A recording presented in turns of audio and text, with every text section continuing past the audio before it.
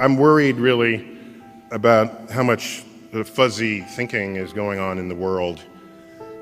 Fuzzy thinking, people just not thinking straight. Consider this following example. Imagine you have a spelling bee. This is contrived, but it makes the point. There's a spelling bee, and you have to spell the word cat. Okay. So one student spells it C-A-T. Person got it right. The next person spells it K-A-T.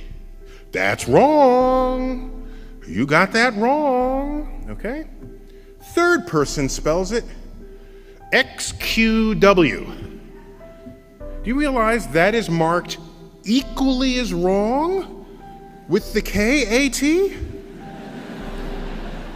When you could argue that K-A-T is a better spelling for cat than C-A-T. Dictionaries know this because that's how they spell it phonetically. And so we've built a system for ourselves where there's an answer and everything else is not the answer, even when some answers are better than others. So our brains are absent the wiring capable of coming up with an original thought.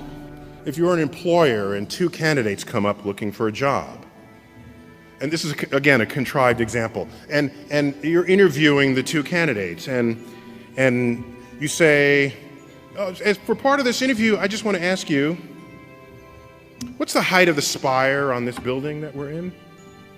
And the candidate says, oh, I was an architect.